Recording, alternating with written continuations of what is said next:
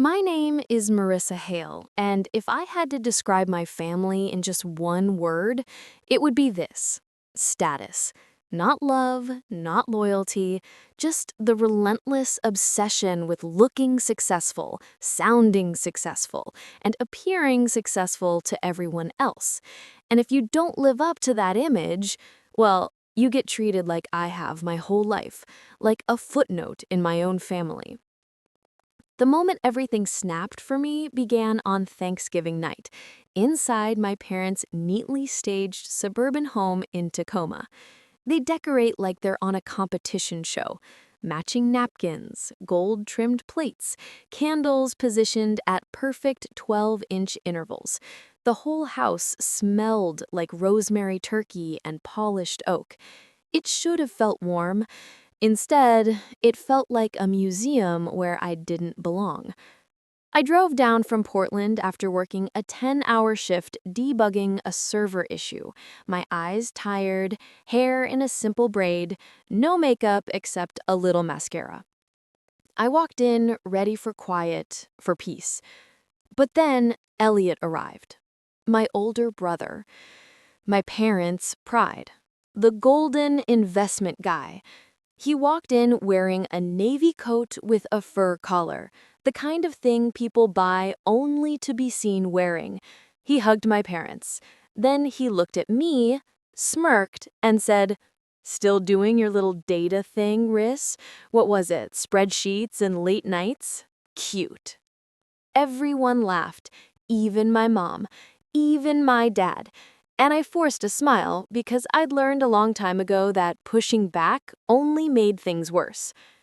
Elliot spent the next 20 minutes bragging about his exclusive investment circle, saying things like, "Only serious clients, real money players," and "I'm not trying to flex, but when your returns hit 30% monthly, word gets around." My mom's eyes practically sparkled. My dad nodded like Elliot was presenting at an MBA seminar. I sat there quietly, cutting my turkey, chewing slowly, pretending the food wasn't turning to dust in my mouth. But something in me shifted that night. Some small, hard piece inside me clicked into place. And before I tell you why, I want to ask you something. If your family has ever laughed at you just to lift someone else up, drop your story in the comments. I promise you you're not alone. And if you don't want to miss how this all unfolds, hit subscribe and turn on notifications. What happens next, you won't want to miss. Anyway, back to that table. Elliot leaned back, swirling his wine like he was starring in his own documentary. "You know," he said, "I might actually help this small-time coder I found online. Super green, no business sense, but I can structure the deal for her, take a cut on the back end, win-win." Everyone laughed again, and I just sat there staring at him, thinking he has no idea who he's mocking, no idea what I've built, no idea what he's risking. Then he said the sentence that pushed me past the point of staying silent. "Riss, maybe one day you'll have a real job like me, but for now, just try not to embarrass the family." My fork stopped mid-air. My pulse thudded in my ears. Embarrass the family? I thought about the late nights in my small Portland apartment, coding until dawn, my laptop glowing on my thrifted kitchen table. I thought about the research papers I'd written, the prototype I'd built from scratch. But none of it mattered. Not to them. Dinner ended. Dessert was served. Elliot kept bragging. And while everyone passed around pumpkin pie, I quietly opened my phone under the table. I typed in the name of the fund Elliot kept mentioning. And what popped up? Shell companies, anonymous complaint threats, promises of impossible returns, a username tied to Elliot hidden in plain sight. My hands didn't shake, my breath didn't falter. Everything inside me just went calm. Because in that moment, I realized something. Elliot wasn't the star of the family. He was a ticking fraud dressed in confidence. And for the first time in my life, I wasn't going to stay quiet. If you want to understand why that Thanksgiving dinner cut so deep, you need to know what came before it. Years of being quietly pushed aside, minimized, and praised only when it somehow reflected well on my brother. Growing up, Elliot and I lived in the same house, but in two completely different worlds. He was the loud one, the charming one, the kid who teachers loved and relatives bragged about. He'd walk into a room and people would light up, not because he was kind, but because he was impressive, or at least impressive looking. And me?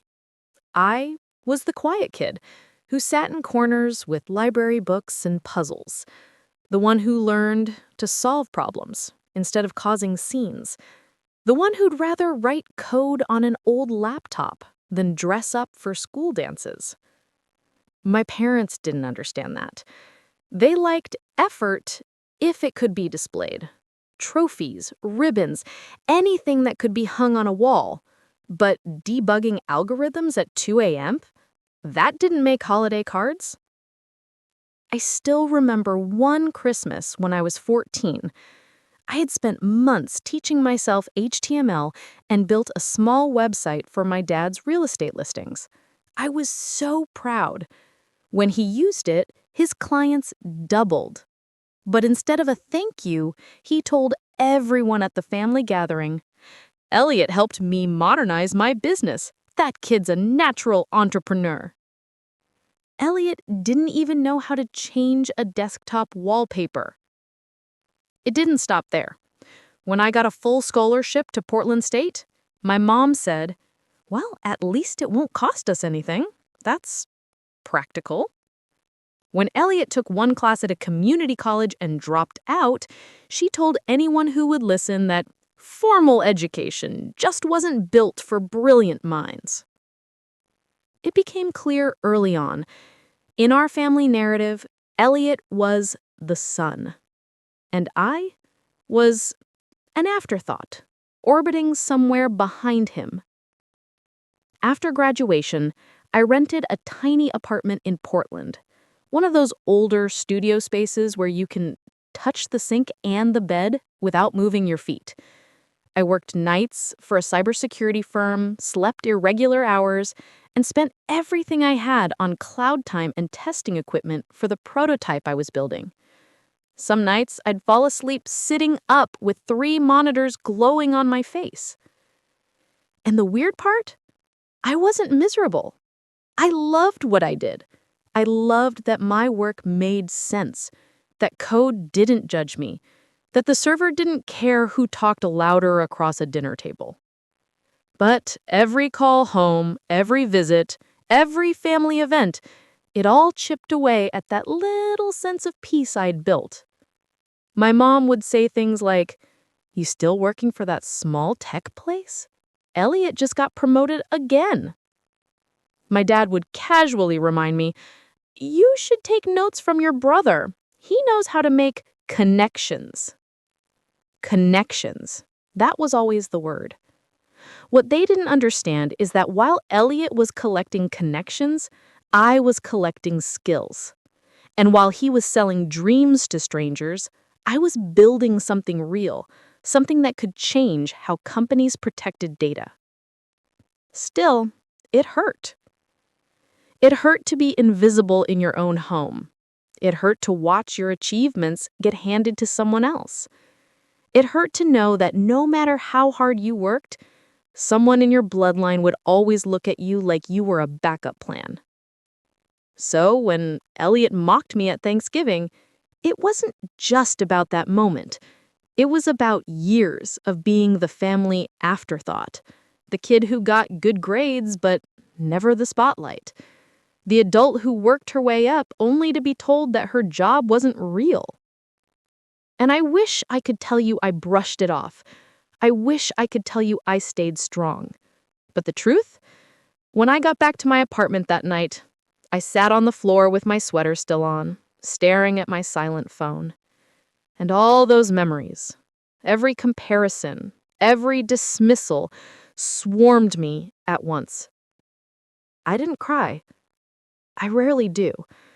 But there was a heaviness in my chest I couldn't shake. All I kept thinking was, why wasn't I ever enough for them? I didn't know it yet, but that question, the one I'd been carrying for years, was the very thing that would push me towards the truth and eventually towards my revenge. The Friday after Thanksgiving, my mom texted me again. Short, clipped, the way she writes when she's trying to sound polite instead of controlling. Family dinner this Sunday, Elliot will be home, don't be late.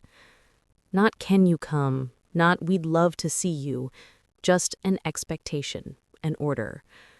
I almost ignored it, but ignoring meant a week of guilt-tripping calls, long sighs, and reminders that family unity was important, though somehow unity always meant me bending, never anyone else.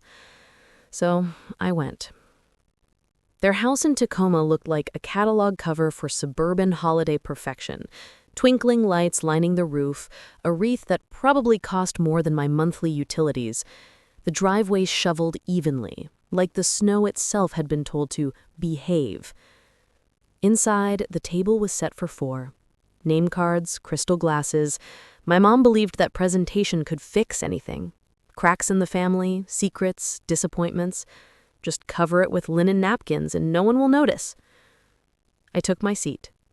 Across from me, the empty chair where Elliot would sit. My stomach tightened. He arrived 10 minutes later, carrying a leather portfolio and wearing the self-satisfied grin of someone who thought life owed him applause. He kissed our mother's cheek, clapped my dad on the back, then ruffled my hair like I was a child he barely remembered. "Hey, Riz, still doing whatever it is you do?" I gently moved his hand away. He laughed like it was all harmless fun. Dinner started smoothly. Small talk, weather, neighborhood gossip. My dad carved a roast with theatrical care, as if this performance of domestic harmony was being filmed. Then, like he had been waiting for the exact right moment, Elliot leaned back in his chair and began his monologue. "So," he said loudly, swirling his wine, "big things happening on my end." My mom beamed. "We heard. Your boss said you're being considered for the new leadership track." "Oh, that's nothing. I'm actually in talks with a private fund in Seattle. They're looking to expand into high-yield crypto consulting, and they want me to help lead the rollout." My father's eyebrows climbed, impressed. Of course they were impressed. Then it began. The slow humiliation, the kind wrapped in smiles and wine glasses. Elliot turned to me with that smirk I knew too well. Meanwhile, Marissa here is still, crunching numbers in the dark? Building hobby projects? Do you even have coworkers, or is it just you and a bunch of computers? Mom chuckled behind her hand. My dad shook his head fondly, like Elliot was teasing a toddler. Heat crawled up my neck. Not embarrassment, anger. But I kept my face neutral, my fork steady. Elliot wasn't done. He pressed, leaning forward. "Come on, be honest. You're not actually doing anything big, right? No clients, no real business. That's why you never talk about work." I stared at him. There were 100 truths behind my silence. Contracts I couldn't discuss, prototypes under NDA, months of testing, nights of breakthroughs. But to them, my silence meant insignificance. Elliot grinned wider, thinking he'd won. "That's okay, Riss. Not everyone is built for the big leagues. Someone's got to do the behind-the-scenes stuff." Another round of chuckles. Then my dad added the sentence I'd heard too many times. "Just don't embarrass the family again. Elliot is doing amazing things. We need to support him." Again. Like my existence was a threat to their perfect image. Inside, something in me snapped. Not loudly, not violently, but cleanly. A quiet, sharp break, the kind that doesn't heal the same way. I excused myself, walked to the bathroom, and closed the door. My hands were steady, my breathing calm. I opened my phone and typed the name of the Seattle fund Elliot kept bragging about. What I found stopped my pulse for a moment, not from fear, but from clarity. Unknown Shell LLC. Anonymous forums complaining of coaching programs that disappeared after clients wired money. Promises of 20 to 30% monthly returns. Zoom recordings with blurred backgrounds. A username that matched Elliot's email pattern. Victims sharing screenshots of frozen dashboards and ignored emails. A scam! A cheap, messy, obvious scam. And Elliot was right in the center of it. I took screenshots, then more, then deeper. When I returned to the table, Elliot was in the middle of a story about hosting a private investor dinner at a penthouse restaurant. He spoke loudly, hands animated, while my parents looked at him the way people look at fireworks, bright, dazzled, blind. I sat down, silent, the evidence heavy on my phone. He had no idea that while he was mocking me, bragging to our parents, basking in their admiration, I had his entire lie sitting in the palm of my hand. And for the first time in my life, I didn't feel small. I felt powerful, because now I knew exactly who he really was, and I knew exactly what I was going to do with that truth. When I got back to Portland that night, the drive felt longer than usual. The highway was quiet, a ribbon of black cutting through endless pine trees, my headlights casting a pale tunnel through the rain. I didn't play music, I didn't call anyone. I just drove, replaying every word from dinner until the sound of my family's laughter practically echoed inside the car. My apartment greeted me with the familiar hum of my servers, low, mechanical, steady. Normally, it comforted me. That sound meant progress, stability, something I could control. But tonight, it felt like background noise in a life that no longer made sense. I dropped my bag by the door and sank onto the floor, still wearing my coat. My phone buzzed again, a text from my mom. "Try not to take things personally. Elliot just wants what's best for you. And remember, appearances matter." Appearances matter. Of all the things she could have said, that was the one that shattered me. Not, "Are you okay?" Not, "We're proud of you." Just another reminder that my value was tied to how I made them look. I leaned my head back against the wall, staring at the ceiling. The room felt too small, like the air had thickened. Everything I'd built, everything I'd fought for, it suddenly felt pointless. What was the use of working myself to exhaustion if the people who were supposed to know me best couldn't even see me?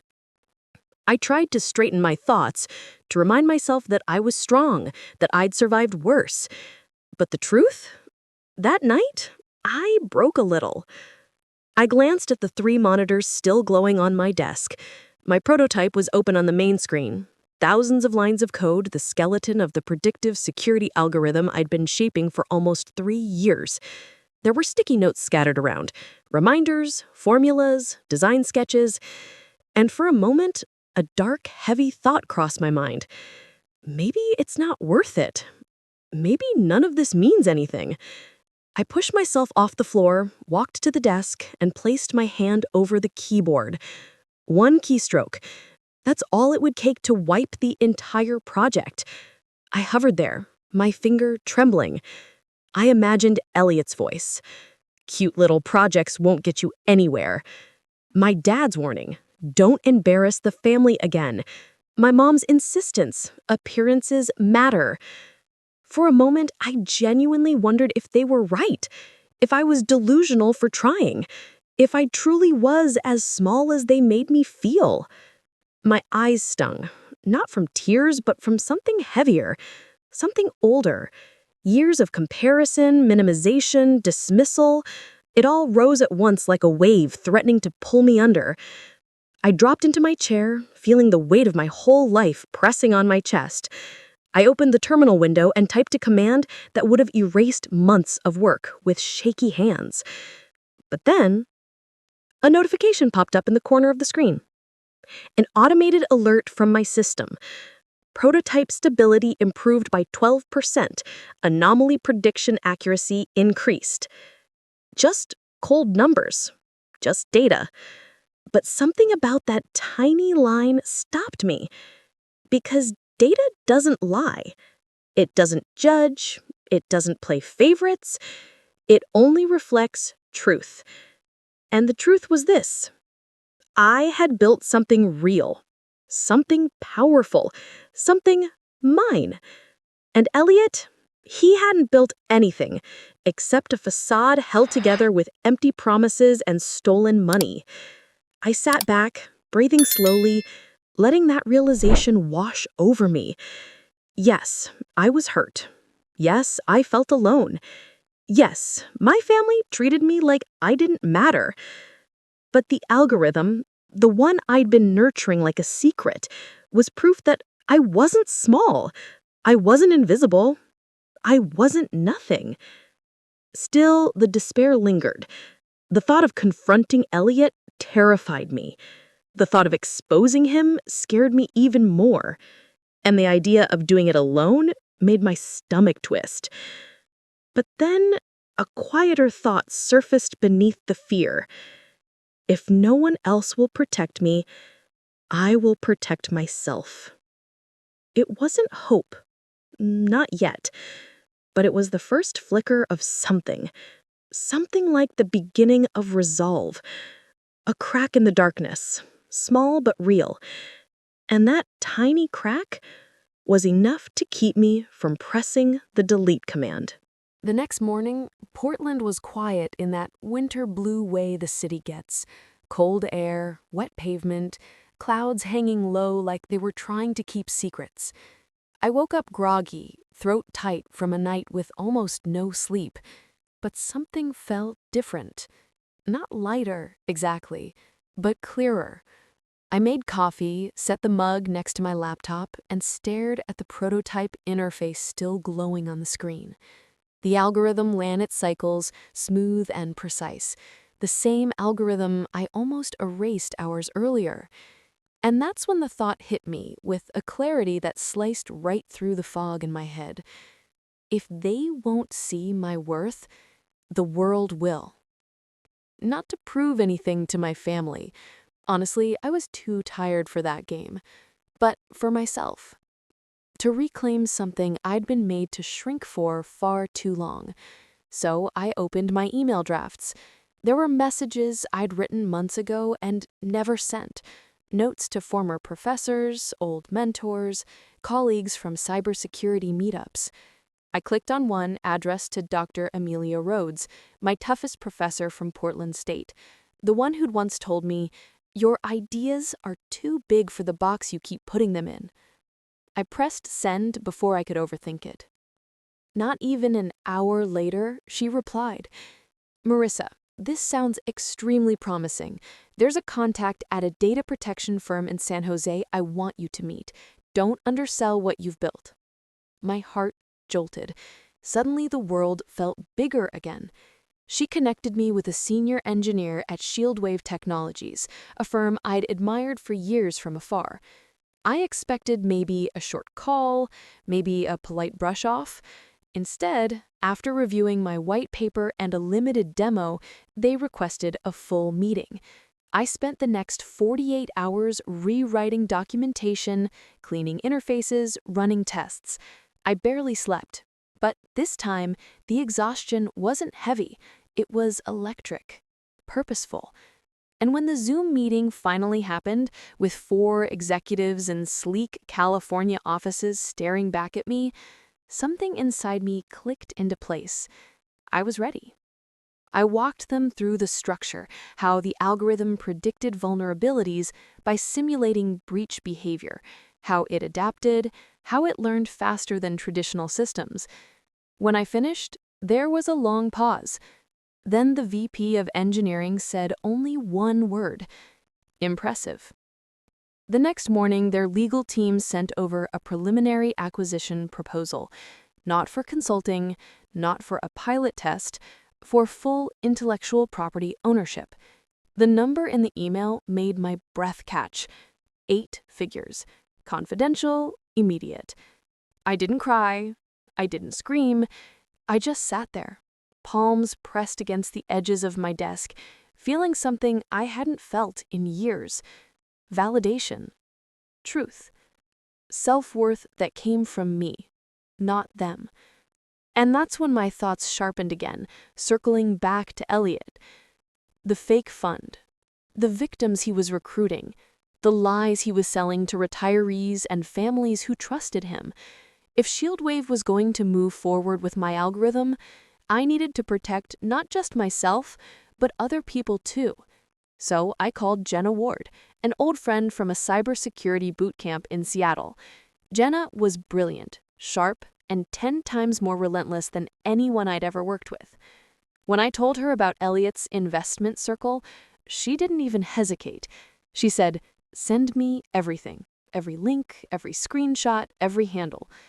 Within hours, she had already mapped out connections between Elliot's Shell LLC, the scam forums, his transaction patterns, and online ads he'd quietly run under a pseudonym. She found victims in 3 states, Zoom pitch recordings, and chat logs filled with vague promises and pressure tactics.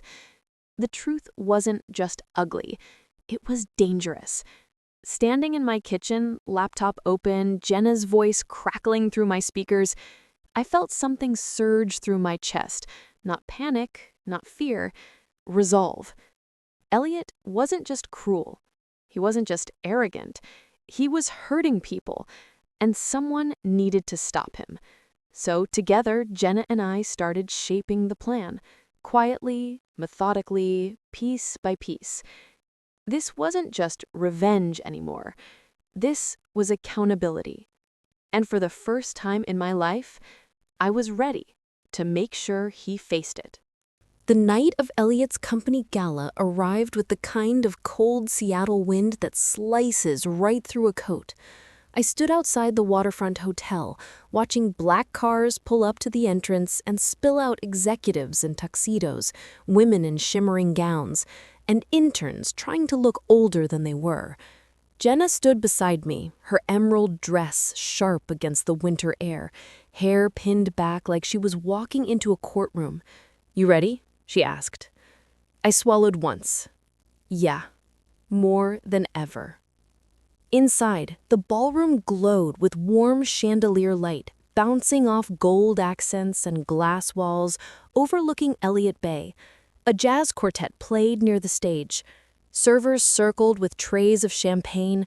Every table had a branded centerpiece, an ice sculpture, and an envelope that said Year-End Excellence Awards.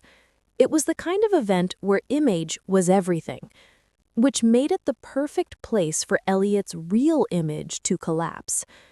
We checked in at the guest table. My parents were already there, my mother in a sequined navy dress, my father in a pressed tux. When they spotted me, their faces flickered with confusion, then forced excitement. "Marissa, you didn't say you were bringing a friend," my mom said, smoothing her dress like she was being filmed. "This is Jenna. We came together." Before she could ask anything else, Elliot walked up behind them, radiating arrogance. His tuxedo was tailor-fitted, and he held a glass of whiskey like it was part of his personal brand. "There she is," he said, plastering on a charming smile. "Didn't expect you, Riss. Hope you dressed up a little." I didn't respond. For once, he wasn't worth even a sarcastic comeback. The CEO gave a long speech about growth, expansion, and financial integrity. Elliot stood close to the stage, clapping louder than anyone, laughing at every joke, making sure people saw him as a rising star. Then dessert was served, tiny chocolate tarts and espresso cups. The room relaxed, conversations loosened, attention drifting. Perfect timing. Jenna nodded subtly and slipped away toward the AV booth. She blended in easily. Her confidence made her look like she belonged anywhere. I pulled out my phone, my thumb hovering over the file we had prepared, a 30-slide deck titled Internal Alert. Fraudulent Investment Scheme. Evidence Attached. The AV technician stepped away for a moment. Jenna connected the USB drive, paired my phone, and mouthed, "Now." I tapped mirror screen. The company logo on the 20-foot projector blinked once, flickered, and vanished. Slide 1 appeared with a bold red header.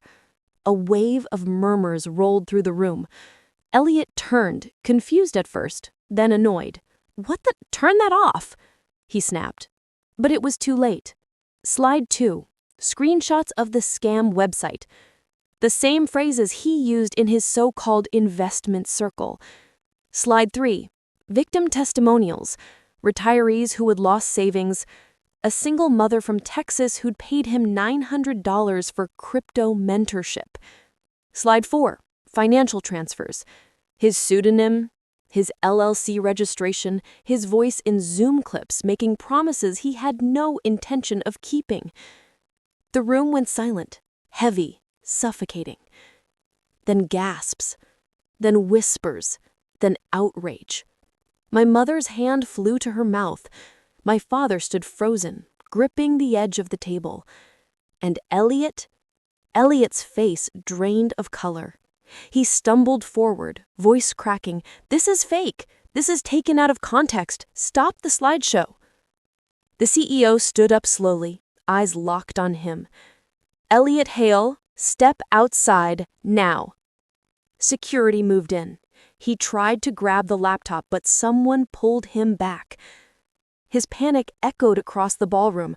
"Mom, Dad, tell them this isn't what it looks like. Riss, stop it. This is insane."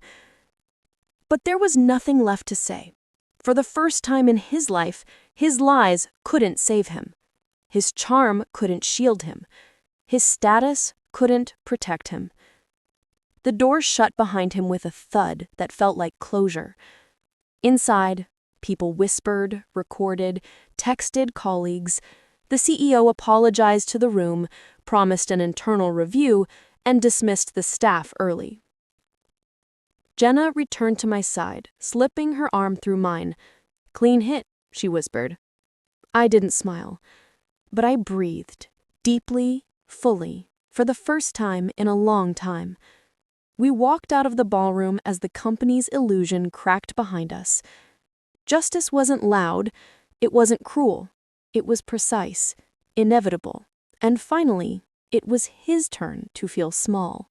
In the days after the gala, Seattle felt colder, like the city itself had stepped back from Elliot. News didn't break publicly, not yet, but the fallout traveled fast through internal channels. His badge access was revoked, his inbox locked, his accounts flagged. People he once bragged about mentoring unfollowed him silently. I didn't watch any of it unfold directly, not because I didn't care, but because I finally understood something. The truth didn't need my supervision. It had a life of its own now. A week later, my parents drove down to Portland unannounced.